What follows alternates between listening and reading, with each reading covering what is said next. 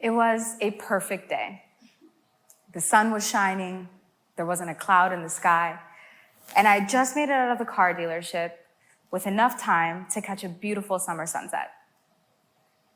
Just kidding. It was 2010, I was 18, and I could really care less about a sunset. I just wanted to go to the mall and show my friends my new car.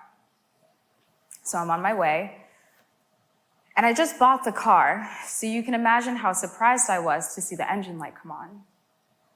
And then seconds later, the brakes started to act shifty. I couldn't slow down. There were people everywhere, and I was in a panic. Did I just buy a car without working brakes? Is this even legal? My parents, what am I gonna tell them? And before I could finish my next thought, I was approaching a red light, and by the time I tried to react, it was too late. The story I just told you is true, but instead of a car, it's a phone, and instead of me, it's you. As a cybersecurity specialist, I see the equivalent of this happen every day. Parents spending their kids' tuition money on scammers that promise to double their investment but just take the funds and run. Grandmothers wiring social security checks to fake companies making fake claims. Families losing their homes because they're victims of identity theft. Why? Why is this happening, and who is responsible for it? At least when it comes to cars, we know where to turn. There are systems in place, right? There are insurance companies, mechanical shops, car dealerships, laws, regulations, options that have been communicated to us, options we have control over. We can decide whether we want to fix the problem ourselves or use the systems in place to help us. But when it comes to our phones and the internet and technology, unfortunately, those same mechanisms don't apply.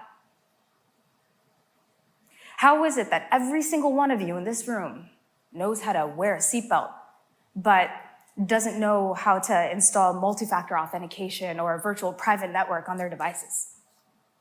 I'll tell you why. Because it's called multi-factor authentication. The reality is, if we want to care about consumer digital safety, we have to care about consumer language. It's one thing if experts and tech bros want to use fancy jargon and cool acronyms, but it's another thing if they expect us to understand what they're talking about. That would be like buying a car and having to know all of the systems of a brake just to drive safely. It's not an even exchange, especially since we're the ones putting money in their pockets. They should be responsible for implementing proper digital safety mechanisms in the technology we use and communicating it in a way that we understand. That's why I've dedicated my entire career to keeping people like us from running through that red light.